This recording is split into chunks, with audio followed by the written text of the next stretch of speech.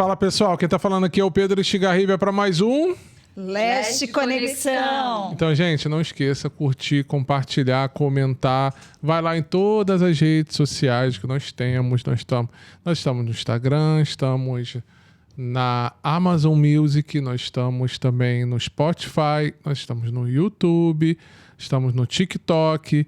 Se você tiver Alexa, é só você pedir para Alexa tocar o último episódio do Leste Empreendedor, que ela vai tocar aqui o episódio. Tá bom? Então, gente, antes da gente começar, eu tenho que explicar para vocês que eu pedi pro diretor ali para ele prender a mesa, porque o papo hoje vai ser... Gente, hoje o papo vai ser... Tem que prender a mesa aqui, ó, porque o papo hoje, né, diretor? Hoje o papo vai esquentar, hein, gente?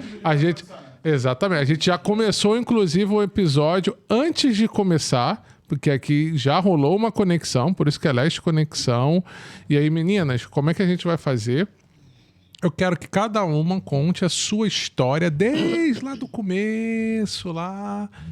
Vão contando a sua história de como começou tudo, de onde vocês vieram e até os dias atuais. Depois eu vou fazer algumas perguntas bem básicas, bem simples, depois de cada uma falar. E aí, pronto. Vai ser bem simples. Vocês não acham? A gente acha. Com certeza. Então vamos ver quem é que tá... Você, pode começar.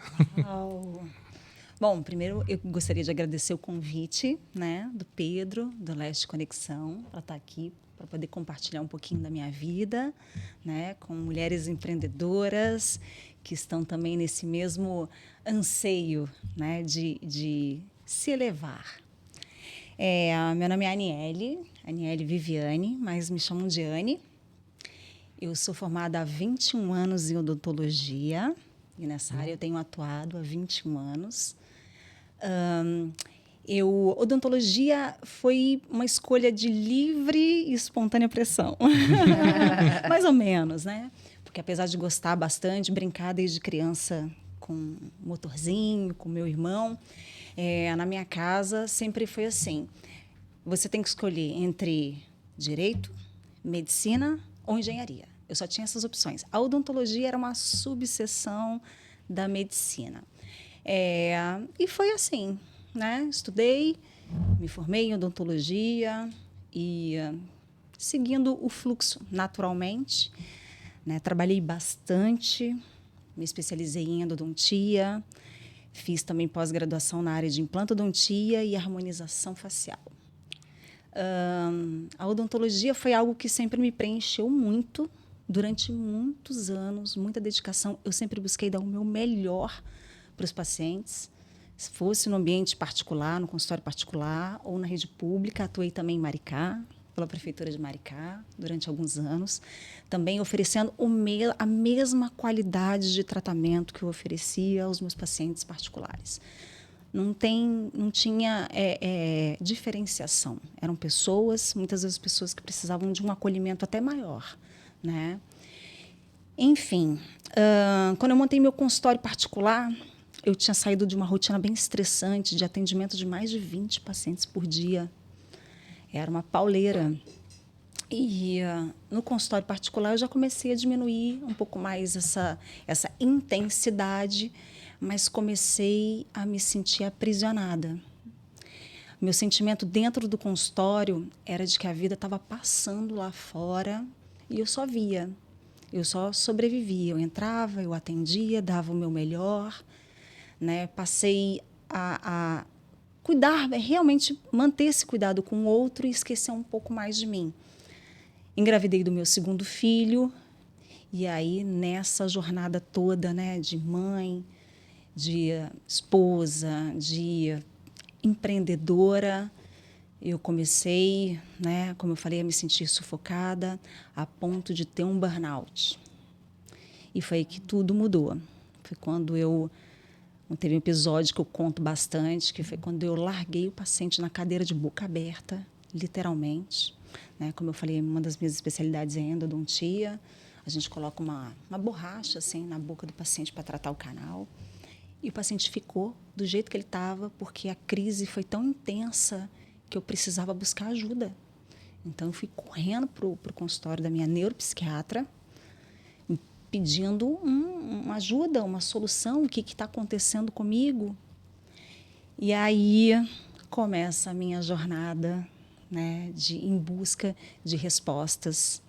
Foram 6 anos tentando entender o porquê daquilo, o porquê de me dedicar e não sentir mais um senso de propósito naquilo que eu estava fazendo. Parecia que ele tinha se esgotado, se esvaído. E aí frequentei igrejas, como a gente estava conversando antes, né? Até mudei de uma religião para outra. Fiz uso de antidepressivo, terapia, tudo isso ajudou, mas nunca de fato resolveu. E aí eu busquei o autoconhecimento, mergulhei em muito estudo, fui fazer pós-graduação em neurociência, também mudei a área, assim, né, nessa fome de querer entender, já que nada daquilo resolvia. Aí na neurociência eu comecei a unir os pontos, passei a estudar outras áreas também, a epigenética, bioquímica cerebral, e foi aí que a chave começou a mudar. Eu comecei a entender que o que tinha dentro de mim tinha raízes muito mais profundas do que só aquilo que eu estava aparentemente vivendo na superfície, que era o resultado daquilo tudo, né? O estresse, a falta de propósito, o modo automático em que eu vivia as coisas. E aí não parei, é o que a gente estava conversando, né? O conhecimento, ele te atrai e você entra numa busca que não parece não ter fim. Isso é bom e ruim, né? Mas foi aí que as coisas começaram a fazer mais sentido para mim. Eu comecei a entender que o que precisava era ter algo que me movesse, algo que me impulsionasse, não apenas agir automaticamente todos os dias da mesma forma, trabalha, volta para casa, cuida daqui, cuida dali, dorme no outro dia a mesma coisa. Fiz também uma pós-graduação em medicina integrativa, funcional integrativa. Então, conectei todas essas áreas a fim de me conhecer e surgiu um despertar em ajudar o outro também. Porque quando a gente muda o nosso ambiente, a gente se transforma e transforma o nosso ambiente, as coisas fluem melhor. Então, é trazer um pouco disso para o outro. Então, hoje eu vivo uma transição de carreira, ainda estou bastante como dentista, mas estou mais voltada para o desenvolvimento humano, de levar um pouquinho desse meu conhecimento, dessa minha forma, né, de poder ajudar alguém que já esteve no mesmo lugar que eu, de viver no automático, de viver presa a coisas que a pessoa não consegue explicar, ela não sabe dizer, ela só sabe sentir. Eu repito coisas familiares, né? Coisas que eu aprendi na infância, que eu vi nos meus pais, eu continuo fazendo, e eu não consigo entender em que ponto que eu posso mudar tudo isso. Então, hoje eu tenho estudado cada vez mais e estou nessa busca de levar isso para o outro também. Fazer com que o outro, principalmente mulheres, que estão desconectadas de si, voltem a se resgatar. Eu chamo um caminho de volta para casa, de volta para o lar. Elas entendam as situações repetitivas que fazem com que elas caiam no mesmo padrão ou não sustentem mudanças. Né? E para a sustentação dessa mudança é a busca por sentido. Então, quando você fala sobre a busca por mudanças ou de voltar para casa, em que sentido você quer dizer de voltar ao que dentro dela? A sua essência, ao que você é, e não ao que foi condicionado pelo meio. Mas a essência da mulher ou a essência da pessoa? A essência da mulher é da pessoa. O ser, o estado de ser natural. Né? O que não precisa provar, o que não precisa se justificar, o que é. né, o que ela gosta de fazer de fato e não o que ela gosta de fazer para agradar alguém, ou a área que ela resolveu atuar para agradar alguém, aquilo é sobre ela. Então, isso é voltar a ser. Entendi. É isso. Muito bom. História. Para começar, vamos você ver que está começando, Ai, meu Começando. Deus. Então, vamos lá. Você.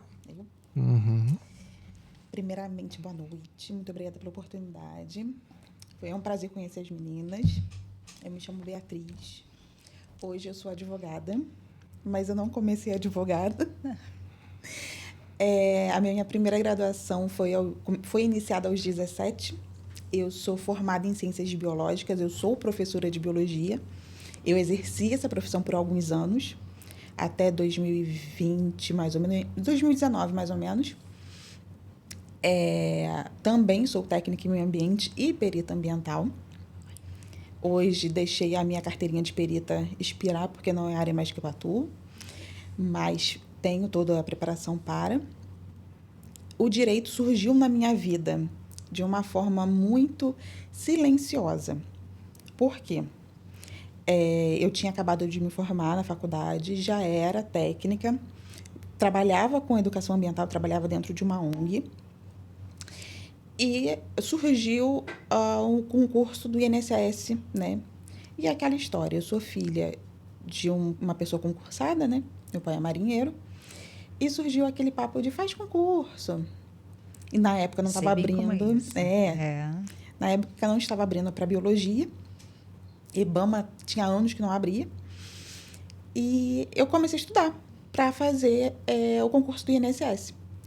E eu gostei muito, eu me empenhei muito, mas eu não percebi que eu estava tão empenhada.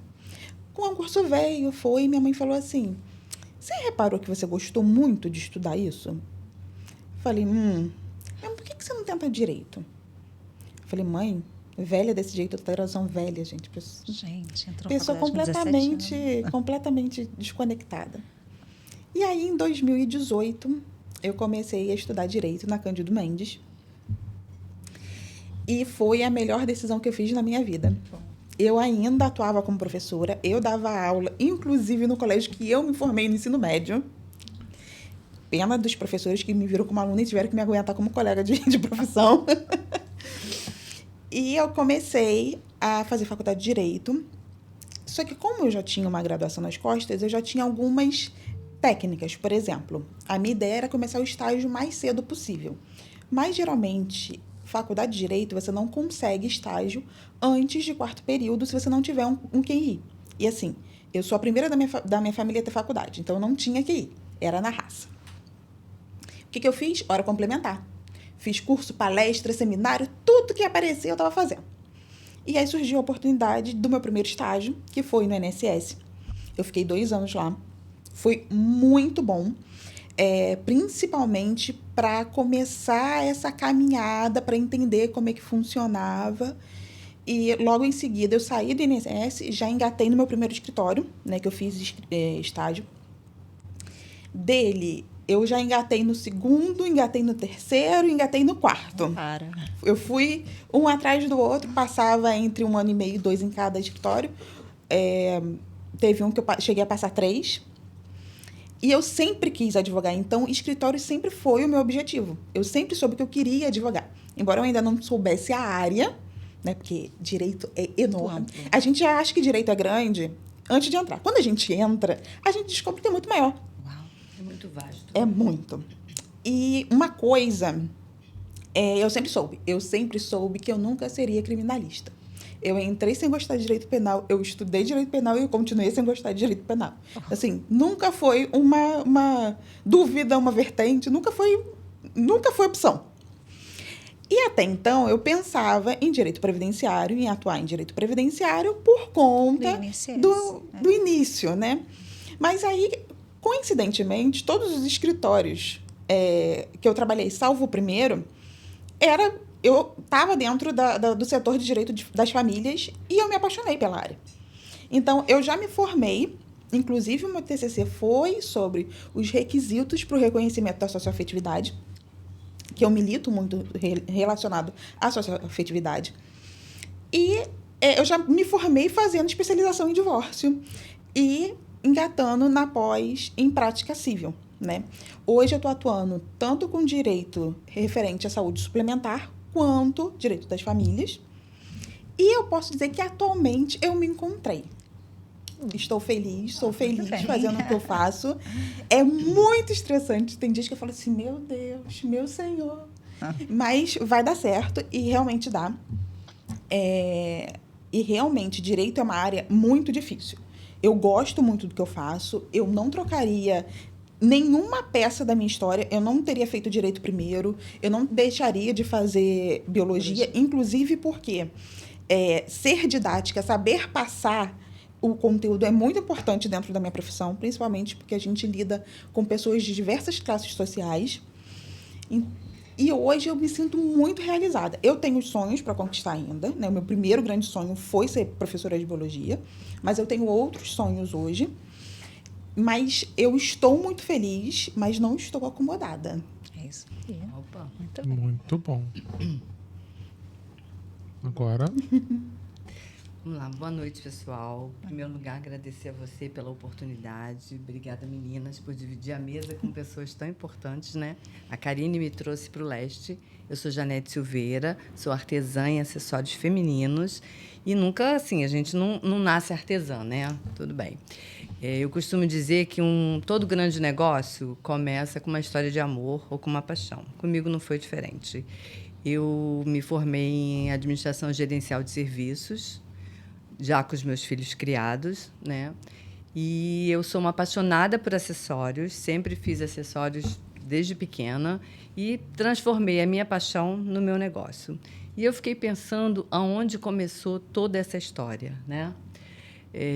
Eu, muito jovem, com 19 anos, eu estava prestando vestibular para comunicação social, porque a minha vontade, o meu sonho era me formar jornalista, e também estava me preparando para casar. 19. Aí tem uma velha história que fala assim, né? A gente põe e Deus dispõe. No mesmo ano eu fiquei grávida, né? Antes de casar. E eu tive que tomar uma decisão. Eu acredito que a vida é feita de escolhas, né? A gente escolhe uma coisa e renuncia a outras tantas. E a melhor decisão que eu tomei foi não cursar a faculdade e seguir com a minha gravidez. E a maternidade me deu todo o embasamento que eu precisei ter para chegar hoje onde eu estou, que eu tenho uma fama de ser uma pessoa bastante acolhedora, e a maternidade escolheu o meu filho na época, porque você é de uma família muito simples, você cursar uma faculdade federal e conciliar com um casamento e uma gestação era um pouco complicado, né? Então, a minha primeira maior decisão foi optar pelo meu filho. E, anos após, foi optar pelos 2 filhos quando eu me separei, né? E ali começou toda uma trajetória que você tem. Eu sou artesã hoje, sou empreendedora, sim, vivo do meu negócio, mas todos nós tivemos uma trajetória corporativa, né? Em algum momento você foi CLT, alguma coisa assim.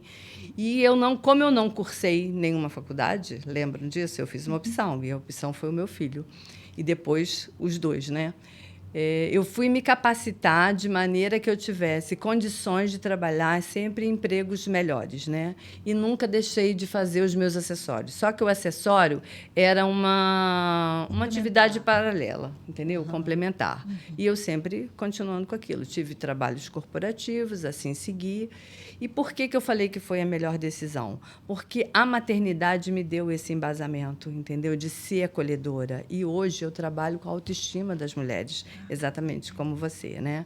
Eu abri recentemente um espaço de autoestima, autocuidado e bem-estar aqui no centro de Niterói, mas não foi assim sempre, né? A gente tem que se preparar para isso, a gente tem que se desafiar para essas decisões que a gente toma, né? E é bom a gente estar numa situação incomodada, porque tira a gente da nossa zona de conforto. E nesse meu espaço de autoestima, autocuidado e bem-estar, a gente está ali, eu sempre pergunto, você tem cuidado de você? Como é que está a sua autoestima? Porque a autoestima não tem a ver com vaidade, e sim com amor próprio, né?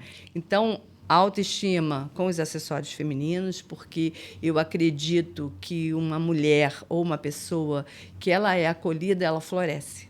Então, os meus acessórios, eles têm essa pegada, essa proposta. O autocuidado, porque a minha sócia, ela trabalha com saboaria, trabalha com essência, então a gente uniu os nossos propósitos, né, na verdade. E bem-estar, porque o meu marido também é artesão e lá nós temos as peças dele, que vai cuidar do seu ambiente também. Então, é autoestima, autocuidado e bem-estar seu e da sua casa, né? E eu trabalho nisso, né? Eu faço parte de um movimento de economia solidária aqui em Niterói, eu integro esse grupo. Eu coordeno uma feira de artesanato, gastronomia e orgânicos que acontece toda quarta-feira. Então, a gente adota práticas de economia solidária. Talvez vocês não saibam exatamente o que é esse movimento, mas é uma outra economia acontece, ela é possível e ela está sendo escrita por nós, artesãos e produtores, né? Então, as minhas peças hoje, elas são apoiadas e refletem os 3 pilares da sustentabilidade, que é o ambiental, o social e o econômico. Ambiental, porque eu respeito e valorizo a natureza, eu trabalho com matéria-prima residual, né? Eu trabalho através do descarte, eu trabalho com sementes, inclusive esse colar é de semente de açaí. O pilar social, porque eu adoto práticas de economia solidária no meu negócio, eu faço parcerias e construo redes, né? Nós somos eu e a minha sócia, que ela também é artesã na área dela, mas a gente carrega com a gente mais 10 marcas junto conosco. A gente criou um clube de benefício, então a gente acaba levando todo mundo, exatamente porque eu adoto essa prática de economia solidária. E econômico, porque a própria sustentabilidade ela já tem esse viés da inovação, né? Então, eu vou trazer e vou conquistar consumidores mais conscientes com o meio ambiente, e vou aplicar isso no meu negócio. E vamos combinar, né, gente? Eu trabalho com moda, a moda fashion hoje é sustentável, né? Então, acabou que lá atrás eu não fiz a faculdade, né? Não cursei, só vim fazer o curso de administração gerencial de serviço quando a minha filha já estava com 10 anos. Eu tenho 2 filhos, sou avó de 4 netos, né? E assim, por que a maternidade me trouxe esse embasamento? Porque como eu fui órfã de mãe, né, eu fui criada pela minha avó, e a minha avó era uma pessoa bem rígida, né, eu tenho muita coisa desse temperamento dela, e a maternidade me trouxe essa coisa do acolher. E hoje eu consigo acolher outras mulheres, não só no nosso espaço, como na feira também. A gente estava conversando antes, né, da gente começar, e a gente tem essa proposta de acolhimento ali. A gente tem pessoas de diversas situações com muita dificuldade. Na feira eu tenho que são expositores, que são artesãos, que são artistas, porque eu costumo dizer que a gente ali é um celeiro de talentos a céu aberto, né? Sim. E durante toda essa minha trajetória foi convivendo com pessoas. E eu pude ver, as pessoas brincam comigo falando que ou eu sou extintor, ou eu sou confessionário, porque as pessoas se sentem acolhidas de poder conversar comigo. Então, é isso, gente, é trabalhar na minha área, da minha paixão, que eu transformei no meu negócio, com essa proposta, com essa pegada de trazer o acessório para levantar a sua autoestima, levantar a sua. Está todo mundo convidado para conhecer o meu espaço, que eu acho bacana. E eu também faço parte do Grupo Mulheres do Brasil, Núcleo Niterói. Vou me formar agora no final do ano, exatamente em empreendedorismo. Parabéns. Então, essa é a minha curta trajetória. Que bom. Parabéns. E é muito bom saber aqui, porque se cada uma analisar o que vocês acabaram de falar aqui, né? De formas diferentes, cada uma acaba trabalhando para a autoestima. E a autoestima, não só isso, mas acaba trabalhando em prol a mulher. Sim. Foi o que eu já percebi aqui de todas vocês, né? De poder auxiliar e trabalhar, como vocês falaram especificamente, acaba que sendo bem específico com mulheres, né? Até mesmo porque eu explico isso agora em alguns eventos, e acho que se eu não me engano, acho que só expliquei uma vez aqui no podcast, que o mundo hoje ele está se movendo para mulheres e por mulheres. Vocês já pararam para analisar isso? Isso influenciou muito quando eu resolvi me especializar em recorte de gênero dentro do direito das famílias, diretamente para advogar para mulheres. 98% dos meus clientes hoje são mulheres. Exatamente. Você E falou também com impulsionar relação... mulheres por ter sido silenciadas, muitas, Sim. né, se acomodarem a uma cultura. Então, é um movimento realmente em prol. O que acontece hoje, né? Hoje em dia, o empreendedorismo feminino, né, que ele praticamente, esse termo, ele surgiu na década de 90 nos Estados Unidos Recente. e apenas em 2015 aqui no Brasil, Uau. do empreendedorismo feminino. Mulher sempre empreendeu, tinha seu negócio, mas quando se começou a falar, né, desse modelo, foi em 2015 aqui no Brasil. Então, assim, é muito recente, e é muito recente tudo, até mesmo para a mulher ela conseguir compreender essa modernidade. E aí que você fala do resgate da mulher, ela poder entender o que eu vejo hoje. Tudo está avançando tão rápido, e eu até brinco quando eu falo, se você for no shopping hoje, não sei se vocês repararam, 90% das lojas são para mulheres. Sim. O público Você feminino comentou tem isso consumido lá bastante, né? na nossa apresentação. São 90% das lojas. E não é porque, que nem teve uma menina que comentou e falou assim, porque mulher gosta de bater perna. Tem alguém aqui que gosta de bater perna? Tem gente que tá tendo tempo de bater perna aqui? Eu falei assim. Tem uma máxima, né, que tem se falado bastante, que o futuro é feminino. Não, mas eu o acho que é o futuro- futuro. Mas não é o futuro, é o presente. né? Eu digo que, na verdade, o empreendedorismo feminino, ele é a nova commodity, né? Sim. Tudo tem surgido novo. O empreendedorismo feminino é um novo modelo de empreendedorismo. E eu já tinha explicado isso algumas vezes, né? Quando eu falo que vocês não vão encontrar em perfil masculino escrito atendimento humanizado, porque Quem se preocupa com isso quem se preocupa é o feminino. Nós é que Os nos homens estão preocupamos, né? tentando implementar isso, como eu estava até explicando o meu barbeiro. Antigamente, há 25 anos atrás, quando eu ia na barbearia, eu fazia barba... Eu cortava o cabelo com o seu Tonho, que eu pagava de 3 a 5 reais e saía de lá tudo sujo. Então, eu sempre fazia no final do dia ou nos finais de semana, que era lotado, justamente porque você não podia fazer durante o dia, cortar o cabelo, você tinha que trabalhar. E aí você não tinha lugar para lavar, que nem vocês. Hoje, no barbeiro, que ele adotou esse tipo de modelo, eu já saio quase de banho tomado lá hoje. E hoje tem tudo. Relaxar, né? Sim, então, que outra visão. pensa tudo. Então, e quem pensou e foi tudo moldado isso, foi por causa de vocês. Se vocês foram perceber, os homens, eles começaram a se cuidar mais justamente por causa da exigência de vocês. A exigência feminina começou a fazer com que o homem se cuide O mais. marido que eu diga. Então. E aí o que acontece? O que tem acontecido, que eu tenho percebido, as mulheres, elas acabam ficando perdidas entre a modernidade que a gente tem hoje e o tradicionalismo de antigamente. Então, em que sentido elas ficam perdidas? Porque é uma evolução muito grande. Elas não conseguiram entender, muitas não conseguiram entender essa evolução. E quando eu falo entender essa evolução, porque tem muita gente que gosta de utilizar esse termo de energia masculina e energia feminina. A mulher hoje tem uma energia masculina. Não, a mulher não tem energia masculina.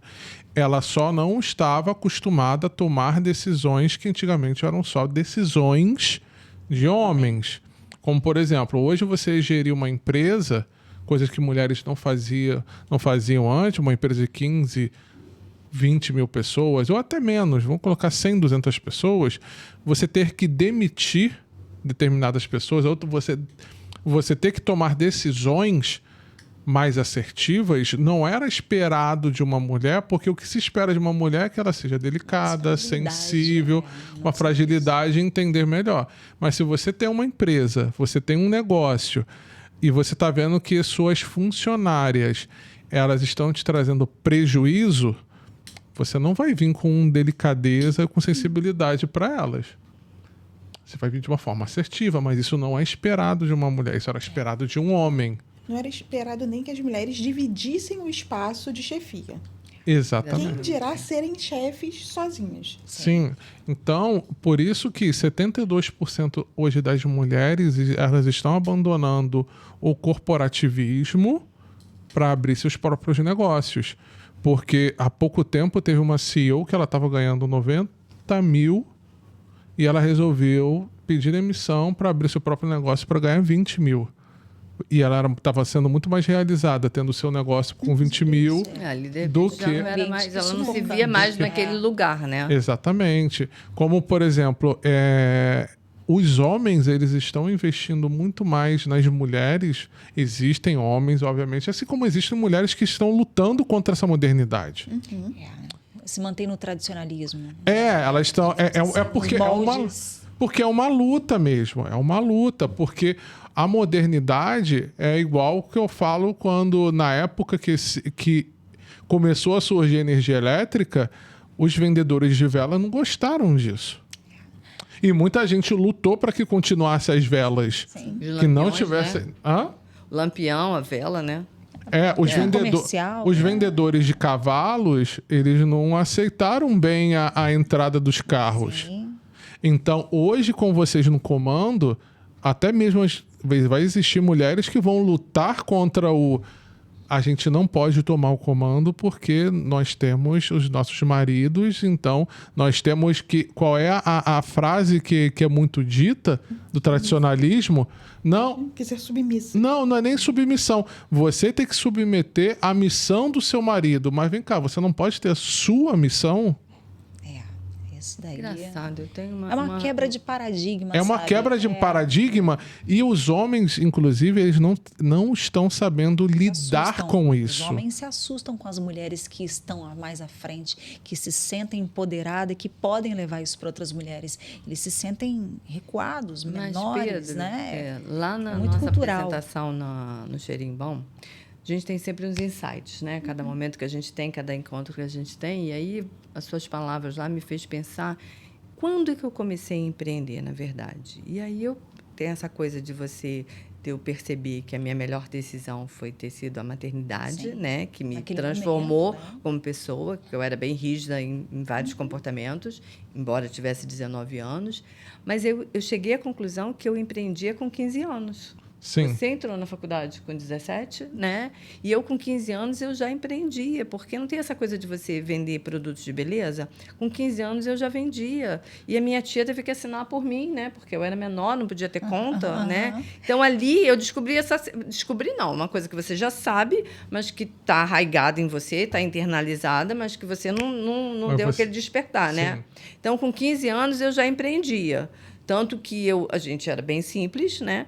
E eu gostei sempre de estudar, por isso que eu falei que eu me sentia cabeçuda, agora eu já vi que você é bem mais do que eu, né? Parabéns para você. E qualquer curso que eu quisesse fazer diferente, que tivesse que pagar, eu empreendia por conta disso, Sim. né? E a questão da sustentabilidade, que hoje eu trabalho com sustentabilidade, eu percebi que eu aprendi lá atrás com a minha avó, quando nem se falava em sustentabilidade, porque vocês lembram do leite que vinha em saquinho? Saquinhos, no Né? interior Então, vinha em saquinhos. lá em Sim. casa, os saquinhos não eram jogados fora. Minha avó juntava os saquinhos, ela abria os saquinhos, e eu e meu irmão, a gente lavava aquele saquinho para tirar aquela gordura do leite, para tirar aquelas letras. Era lavado, ela botava na corda para pendurar, depois ela sentava na máquina de costura dela, Singer, emendava e fazia protetores de colchão que a gente levava nas caravanas para os hospitais, principalmente os hospitais de Hanseníase. Então, lá, eu já usava a sustentabilidade, o aproveitamento, o descarte, né, de material, o aproveitamento plástico, positivo, né, do material, que hoje eu uso. Uma trajetória muito grande, gente. A gente era criança. Hoje E você eu une com esses que- pontos, né? Exatamente. Então, você vê que toda a história você já era assim. Você já tinha esse perfil, Esse de perfil empreendedor. né? Vocês já tinham esse perfil de empreendedor, mas eu não sei se vocês sabem, mas, por exemplo, antes de 1962, a mulher sequer podia cogitar ter um CNPJ. Depois de 1962, a mulher poderia ter um CNPJ se o marido autorizasse. Mas assim, Acho que você sabe. Acho que você deve saber, então. Por favor, que esclareça, Bia. estudando o direito das famílias, a gente estuda, pelo menos deveria, a história, a origem das formações familiares. Lamento informar, mas casamento sempre foi uma questão contratual. Sim. Sempre foi. Quando a gente fala das primeiras formações sociais, dos primeiros grupos humanos que eram nômades ainda, já existia o casamento, né? Não tinha esse nome, obviamente, não tinha nem a língua falada, quem dirá o nome. Mas, inicialmente, as instituições familiares eram todas em volta da mulher. Por quê? Não existia a questão de ter um único parceiro, e toda aquela formação social se preocupava em proteger a mulher e a prole que ela estava gerando. Pouco importava quem era o genitor. No avanço seguinte, quando a gente tem a sociedade se parando de ser nômade e se estabelecendo, a gente começa a ver os casamentos como formas de unir povos. Porque concorda comigo que se aqui tem uma condição favorável, todos os povos nômades vão querer ficar aqui. E para que não houvesse tanta guerra, tanta disputa, caso a minha filha com seu filho, e a gente convive no mesmo ambiente. A partir desse momento, a gente começa a tirar um pouco essa questão de a família crescer em volta da mulher e ela passa a crescer em volta do homem, porque o homem continua podendo procriar com várias fêmeas, enquanto a mulher não. O passo seguinte já é a instituição do patriarcado, que é um pouco mais conhecido, né? E aí a gente tem a figura de um homem mandando e desmandando em todas as mulheres da família. Ele manda na esposa, ele manda na própria mãe, quando o pai vem a falecer, ele manda nas noras. Então, assim, o casamento sempre foi uma instituição econômica, sempre foi um contrato social. Essa questão de romantizar o casamento é de 77 para cá. Por quê? É quando se faz o divórcio. Porque até então, quando o divórcio foi a partir de... Então, a emenda constitucional foi em de 77. Sim, eu sei, mas quando o divórcio, de fato, ele foi... Instituído foi em 2002, não foi? Não. Que você já podia... Que assim, que era... Não tinha alguma coisa... Porque antes era conhecido como desquite. Era o desquite. Como é que funcionava o desquite? O desquite, ele era horroroso. Tanto para a mãe, né? quanto você vai desquitar mulher, alguma coisa. Não, tanto para a mulher quanto para as proles. Porque o que acontece? A mulher, quando ela era desquitada, ela ficava num limbo jurídico. Ela não era mais propriedade do pai, não tinha mais marido para ela ser propriedade, porque a mulher até então ainda era vista como propriedade. E ela não podia tomar atitudes por ela mesma. Ela só podia ter subempregos, porque quem ia contratar uma desquitada e uma pessoa que não tinha ninguém para assinar, porque tinha a questão da assinatura. Também, né? E os filhos, como é que você... assinar por você, Exatamente. Né? E o seu pai não podia mais porque você era casado, mas também não era casada porque o seu marido tinha ido embora. Esse homem não tinha obrigação nenhuma para esses filhos. Se você se casasse, unisse novamente com alguém, era concubinato, os seus filhos eram ilegítimos, e aí não tem direito sucessório, né? E aí o que acontece? Essa mulher fica nesse limbo. Desamparada. Ela só sai desse limbo. E essas crianças também só saem desse limbo quando você institui o divórcio com a emenda constitucional de 77. E aí você consegue falar, não, opa, separou. Ela é um indivíduo, o homem é outro indivíduo, e as crianças têm direitos. Entende? Mas, gente, é uma questão... Quando a gente estuda direito das famílias, envolve muitas coisas. Por exemplo, quando você pega os primeiros testamentos de 1500, 1600, a frase assim... Não, a frase que mais tem é assim, é exatamente essa frase. Por fraqueza humana. Por quê? Casamento sempre foi caro. Então, por exemplo... A questão do dote. Por exemplo, o homem, ele procriava com as escravas, com as índias. Inclusive, veio isso na Bíblia, né? A gente estava falando sobre isso. E aí, isso, o que acontece? Nos testamentos, quando eles queriam deixar alguma coisa para essa prole, que era ilegítima, porque não havia casamento, estava escrito no testamento. Eu, Carlos, solteiro, ainda sou solteiro, por fraqueza humana, fiz 5 filhos com a escrava tal, 7 filhos com a escrava tal. A mulher, quando, por exemplo, o marido voltava para Portugal e largava ela aqui, com os filhos que ela já tinha. No testamento estava: eu, fulana de tal, originalmente casada com Beltrano, que não se sabe paradeiro. Por fraqueza humana, me juntei com fulano, tive mais tantos filhos. Era a forma de legitimar os filhos ilegítimos. Tinha que usar esse termo, por fraqueza humana. Olha só, Por outro fraqueza termo humana. pesado, Jesus. Era, em todos os testamentos e princípios, né, de testamentos tinham isso. Era a forma de legitimar algo que era ilegítimo, assim, socialmente Aos falando. olhos da lei, né, na Tô verdade. falando da sociedade da época. Sim, Né? É absurdo, gente. Sim, mas aí você traz muito para bom. hoje em dia, você vê quanta evolução. E hoje é o que eu estava explicando. Hoje tudo virou do avesso. E aí você imagina de uma forma que sempre as pessoas disseram assim: antigamente funcionava assim. Gente, antigamente o mundo sempre funcionou sem celular. Hoje você consegue imaginar sem celular? É difícil. Então, assim, a gente vai evoluindo. Daqui a 10 anos, que eu sempre calculo... A gente que trabalha com tecnologia, né, Will? Assim, a gente calcula que a cada 10 anos existe um salto muito grande. Se vocês forem reparar, de 2020 para 2025 foi um salto gigantesco e que ninguém se falava em IA. Hoje tudo é IA. Então, daqui a 2030, vocês vão ver o salto que vai ter com relação, por exemplo, à tecnologia e a evolução no geral. E essa evolução no geral que tem acontecido é justamente da mulher. A mulher, ela hoje está tomando já o protagonismo corporativo do que é a evolução, a inovação. Você vê que tem crescido mais e os homens, eles têm ficado para trás quanto a isso e as mulheres têm tomado esse protagonismo.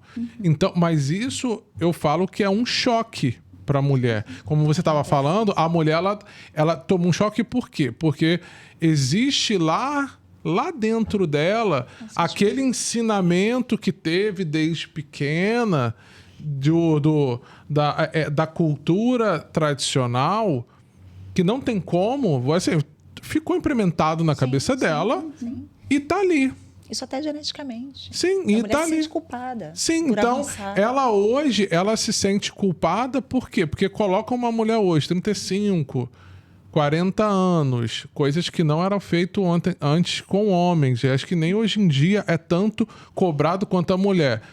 Você é bem-sucedida, mas você não tem um relacionamento, você não teve filhos, mesmo que você tenha optado em não ter. Assim você não quer ter filhos? Sim. É uma um cobrança descrédito, que não cessa, já observou? É uma cobrança, É uma as mulheres cobrança são que sempre não- cobradas. Mas Eu tenho amigas Elas que estão mudando optaram essa por visão. não ter Elas filhos, estão que elas são mud- cobradas Então, por isso. elas estão mudando, mas o tradicionalismo ainda impera bastante ao ponto de fazer até mesmo elas duvidarem. E aí, Sim. mulheres como vocês, e eu falo isso até pelo próprio Leste, que eu tenho percebido, que já foram quase 1.000 mulheres que participaram, né?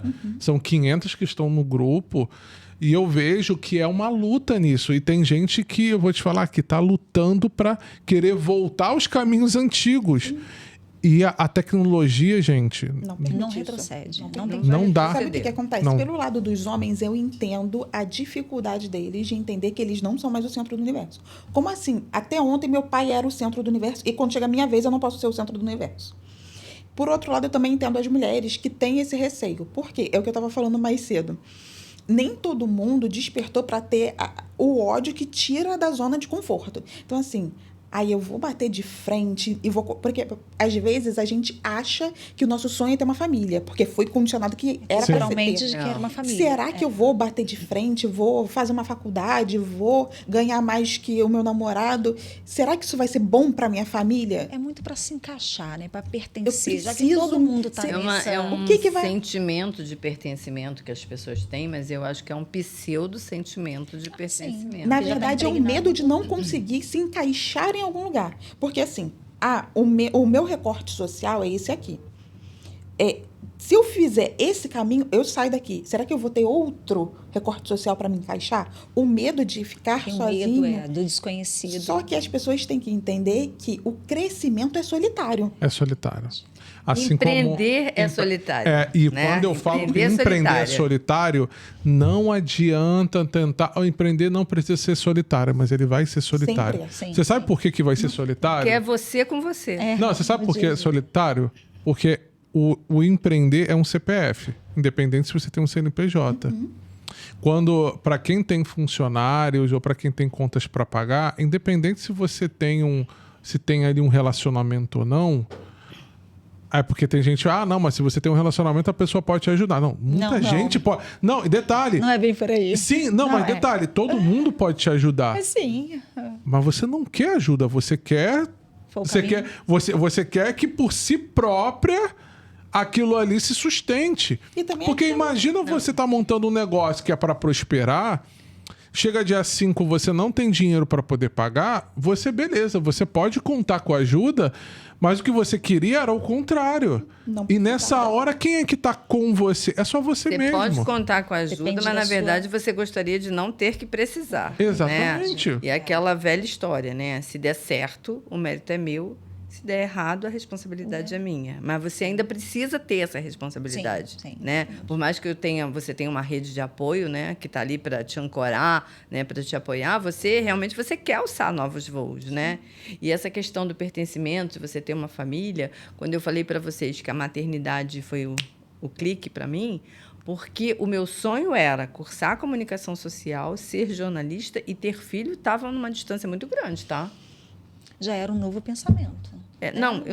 Eu ia casar, mas não ter filhos, não. Era um eu queria planejamento para frente. Porque eu sempre, a minha família sempre foi uma família muito simples. Eu fui criada pela minha avó, pela família da minha mãe. A minha mãe morreu quando eu tinha 1 ano e 9 meses, né? Ela morreu com 29 anos. E ser criada pela minha avó e com a minha tia foi assim muito importante para mim. Eu era uma pessoa muito introspectiva, muito calada, e hoje eu sou uma pessoa bem comunicativa. E a minha avó nos criou para a gente ir à luta, entendeu? E ela já era empreendedora lá, na época dela. Ela já era sustentável lá, a gente nem sabia que tinha esse termo, né? A gente não trabalhava com isso, eu era uma criança. Sim. E a gente foi criada para ir à luta, tanto que aos 15 anos eu já empreendia, tá? Exato. Exatamente para você lidar com isso. E a maternidade, para mim, era uma coisa, na minha visão, no meu entendimento... Era muito longe. Você quer ter uma família? Tá, eu quero casar? Quero casar. Gente, eu estava me preparando para isso e casei. Só que a maternidade, para mim, era uma coisa bem distante. Porque eu queria cursar a faculdade de comunicação social, eu queria me tornar jornalista e, se pudesse, eu queria morar fora do Brasil. E aí mudou tudo. E aquilo ali foi a minha virada de chave na pessoa que eu sou hoje. Eu tenho esse entendimento hoje. Entendeu? De ser essa pessoa acolhedora, que acolhe as pessoas, que receba as mulheres, que ajuda as mulheres a se transformar, né? E você aprendeu sendo mãe, né? E você aprende sendo mãe, né? E essa questão da pessoa não se quer voltar, né? Quer retroceder. Não vai conseguir, gente. Não tem como. Não. As mulheres, elas precisam estar nesse... A gente recebe elas muitas ficam numa pessoas... dualidade. Sim, Ao mesmo sim, tempo que fica. querem avançar, elas acham que porque estão rompendo com algo. Porque E elas não romper conseguem- com algo é faltar amor também. Então, Porque isso elas não bem estão difícil. conseguindo se encontrar Mas é a no questão que do é o amor moderno, próprio. do que é hoje. Sim. E aí o que você falou, não sei, acho que alguma de vocês dois estavam falando sobre o... Escapou agora, mas era sobre essa questão do se encontrar ali, de poder ficar ali. Será que eu tô sozinha? Será que eu não tô sozinha? A gente Será vive que... recortes sociais, né? A gente tem medo de não se encaixar em outros. Sim, só que a questão toda não é nem o se encaixar ou não se encaixar, porque o primeiro é você poder se entender se você, Exatamente. dentro de você está se encaixando. Você Antes se de tentar encontrar. se encaixar. Porque é aquilo, no momento em que você consegue ter o seu autoconhecimento e você poder se encontrar, você, na verdade, você consegue se encaixar em qualquer meio social. Sim. Né? Você Ou aquele- consegue até se adaptar em qualquer meio social. Né? Só que existe hoje essa dificuldade, por isso que eu acho que o crescimento até de vocês que focado em mulheres justamente Pra para dar essa poder voz, né? ajudar, para poder ajudar, porque é um dos movimentos até que a gente está montando dentro do Leste, do Comitê de Saúde Mental, inclusive, em um outro comitê, focar muito nessa ajuda do mental e emocional da mulher. A gente vai ter uma parte só para isso, porque assim, inclusive assim, muitas mulheres que acabam inclusive me procurando quando eu vejo que se sentem perdidas. Sim. Elas estagnadas, aquilo de estar presa num relacionamento e ela é Tóxico, bem sucedida, tóxico. E tóxico por quê? Poxa, uma menina, vou dar um exemplo de uma semana passada que veio falar comigo. Cara, que você olha a vida da mulher, você fala assim, o que ela está fazendo com esse cara? Que não acompanha. Porque assim, não só acompanha. Assim, não pensa. Não só acompanha. Não é só a questão do não acompanhar, né? Ele não te acompanha, ele não vai junto com você, ele te catapulta, né? Acompanha no intelecto também. Não, é em tudo. Só que olha a fala dela. Pedro, eu sou uma mulher de 36 anos que tem um filho. Ela falou assim, quem é que vai me querer? Meu Deus, olha aí Meu o amor, pensamento... já tinha gente querendo grávida, você não tá entendendo. Aí não, só que eu falei com ela o É o pensamento seguinte... padrão. Sim. É do patriarcado que você estava falando. Só né? que eu Do perguntei estigma. pra ela assim, eu falei assim, mas por que alguém tem que te querer? Primeiro Você ela tem que precisa se querer. Eu falei, você tem que se querer. Mas E olha, isso aí infelizmente, né? As pessoas foram criadas dessa forma, né? Para não se sentirem autossuficientes, né? Dependente. Como é que você falou? Que a pessoa tinha propriedade, né? A mulher sempre foi vista como propriedade. E, assim, pelas clientes que eu tenho, pelas vidas que eu acompanho, né? Muitas vezes as mulheres se metem em relacionamentos que não ornam, o homem não orna com a mulher, justamente porque elas vêm de uma imposição social de que você tem que casar e ter filhos. Mas eu quero fazer faculdade. Não interessa, para você ser uma mulher completa, você tem que casar e ter filhos. Inclusive, eu tiro por mim, quando eu conseguir fazer esse jogo de valores dentro da minha cabeça, falar assim, você realmente quer casar e ter filhos? Você quer o ônus disso? Porque, assim, todo mundo vende que é muito bom ter alguém para dividir a vida. Mas qual é o ônus disso? Qual é a problemática? Você vai dormir e acordar do lado de uma pessoa que vai ter dias bons, dias ruins. Essa pessoa ela vai te suportar no seu dia ruim? Ou ela vai te jogar um prato em cima? Porque o relacionamento tóxico, ele nasce disso, né? Você se sujeita a passar por qualquer coisa para visualmente, socialmente, você estar acompanhada. Isso vale a pena?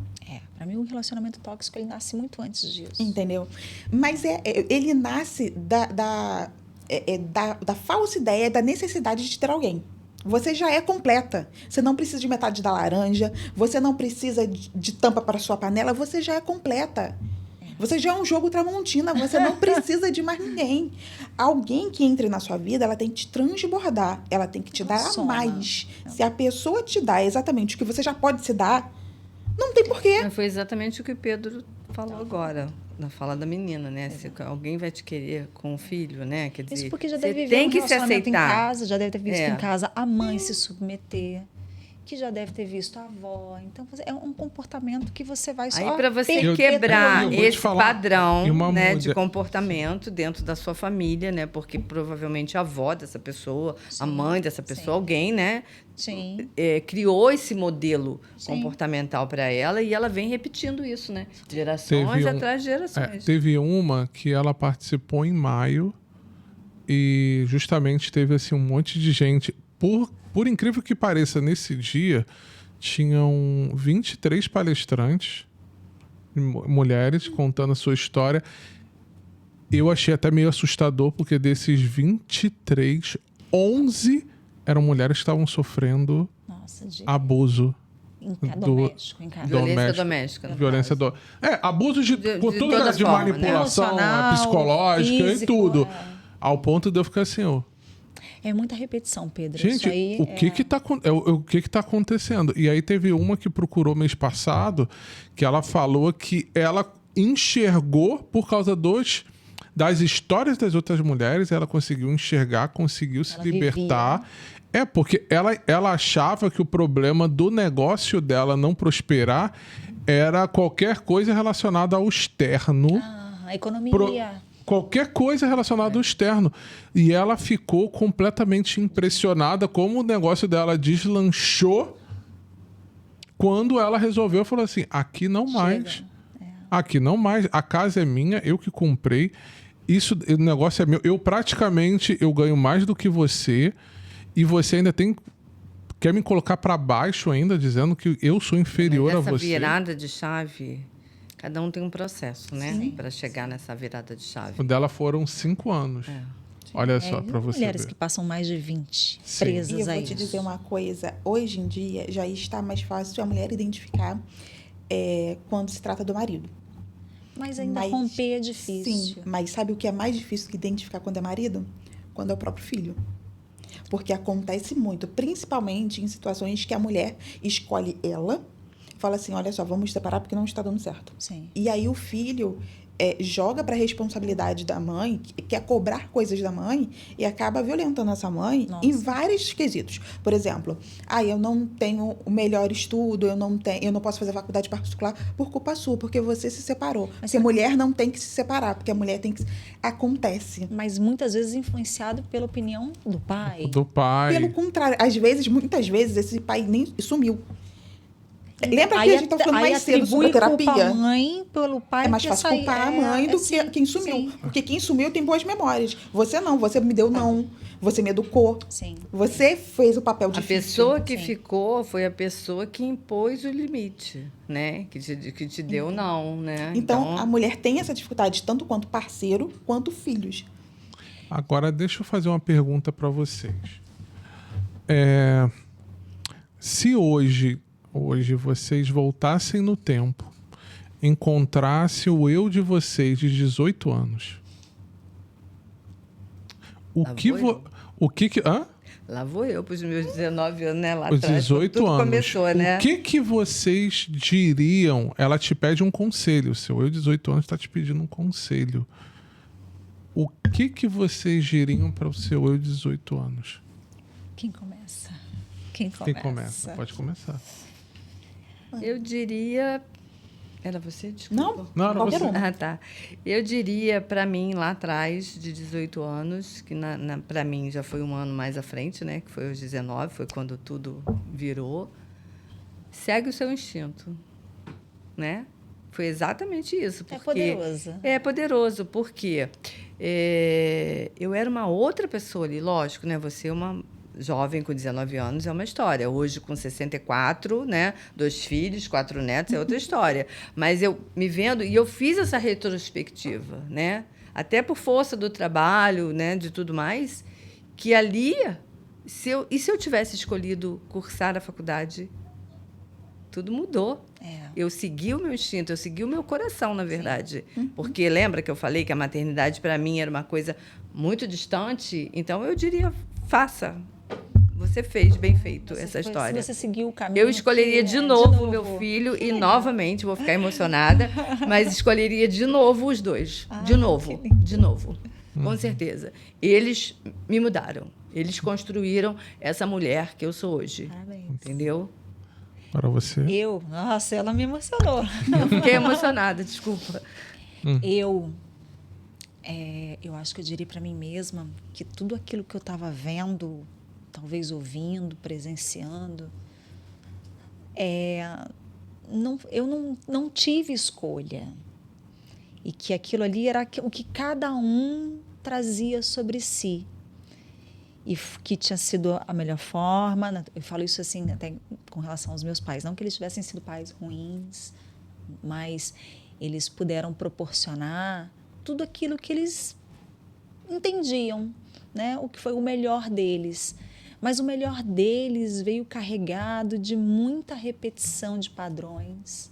Então, eu diria para mim mesma, aos 18 anos, que aquilo era um reflexo deles, era sobre eles, e que eu poderia fazer diferente. Eu poderia centrar em mim mesma, ao invés de às vezes, de repente, até me acomodar com aquela situação ou acreditar que aquilo ali era fixo, era ia determinar a minha vida. Eu diria para mim mesma, tenha calma, não seja muito impulsiva,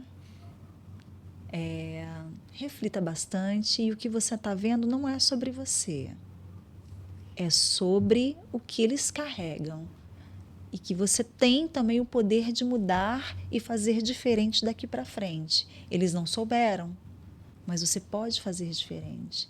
E hoje é o que eu pratico com os meus filhos. Hoje, de repente, eu abro um caminho, um espaço para que eles sigam livres nas escolhas, seja de profissão, para que eles encontrem parceiras que ressoem com eles, para que eles não entrem num padrão de comparação, de competição com o outro, que o que o outro tem de bom ou de ruim é do outro. Você pode até olhar para aquilo, se inspirar, descartar o que não serve. Então, é mais sobre isso. Eu acho que eu diria para mim mesma, não é isso.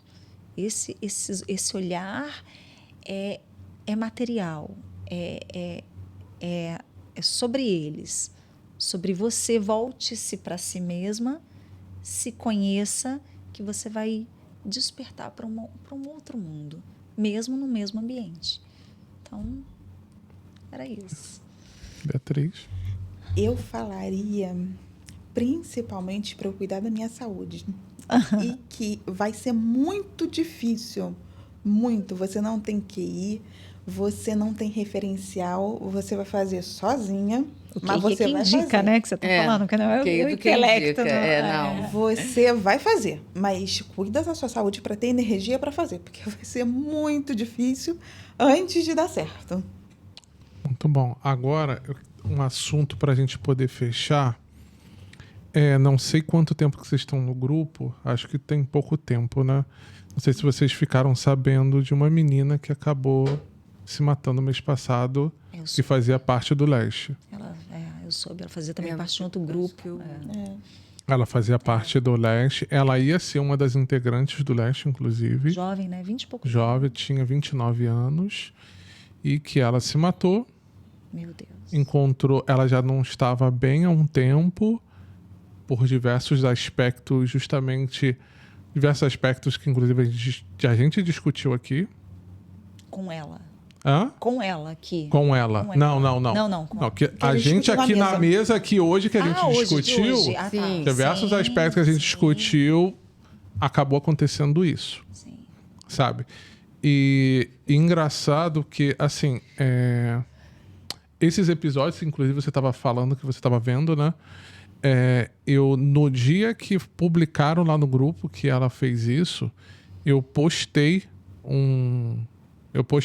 o link inteiro de todos os episódios do Leste Conexão, né? Que agora a gente já está indo pro 39. São 39 episódios que a gente fez.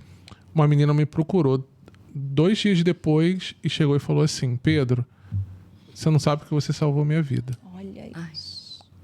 Porque eu estava pensando em fazer a mesma coisa. Eu ouvi a história de cada mulher e ouvi toda essa história. Ela falou, eu maratonei todos os episódios e você não sabe o quanto isso me salvou. Porque eu já estava pensando e cogitando fazer a mesma coisa. A gente começou a fazer um trabalho em setembro, né, de acolhimento, por causa do Setembro Amarelo. E eu vou ser franco com vocês que eu fiquei até espantado. E é por isso que a gente vai começar agora um novo projeto, que é um projeto mais voltado para as mulheres que estão passando por situações amorosas. Mais voltado sabe? Para a questão amorosa, né? Também, porque foi um número muito grande de mulheres que, na verdade, estão passando por essas situações, né? Fora financeiro. Isso acaba mexendo tudo, né? E eu volto na questão. Combo, o relacionamento, ele é basicamente uma extensão daquilo que você também viveu. Então, é um padrão que você, se você não olha para aquilo, você não rompe. Não é com este relacionamento, vai ser com o outro. Não é sobre só o outro, é sobre si. E essas pessoas que tiram a própria vida, elas de fato não querem morrer. Elas querem eliminar. Elas não aguentam mais, é aquela situação interna. Aquela manifestação química interna que sufoca. Então, o que ela quer, o suicida, na minha opinião, o que ele mais quer é viver. Sim, É um pedido de socorro, É um né? pedido Mas de é um pedido de extremo, socorro. sem volta. E né? aí eu quero mexer um pouco com vocês com relação a isso. Em que sentido? Cada uma olha para aquela câmera, vocês olham para aquela câmera ali, cada uma, depois você depois olha para essa câmera, Eu para essa. Aniele, vocês dois para aqui. Ah, tá. Imaginem agora que essa mulher está entrando em contato com vocês, pedindo socorro, dizendo que está pensando em desistir.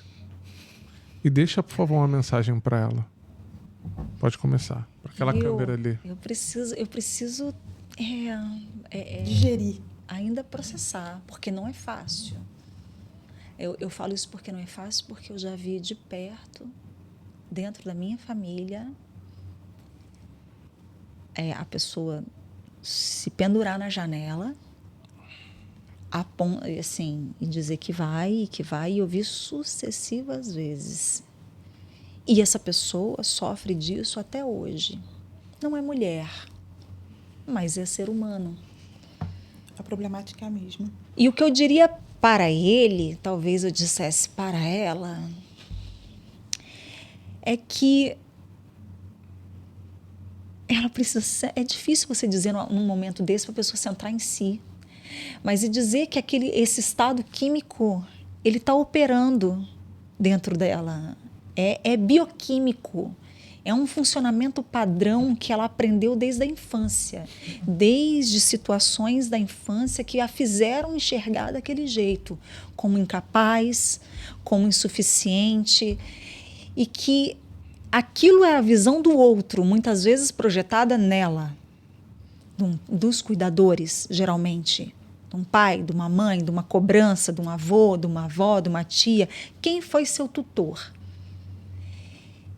E essa visão é desse cuidador, que projeta numa criança expectativas e rótulos, e a criança ela aprende quimicamente que aquela situação é ela. Eu costumo dizer, eu falo muito às vezes até lá em casa, que é como dirigir. Vocês dirigem? Dirigem. Não, né? Dirigem? Uhum. A gente está tão habituado com todos os movimentos que se a gente entrar no carro e for para um trecho que a gente está acostumado, o nosso corpo opera, vai, e você está pensando em outras coisas.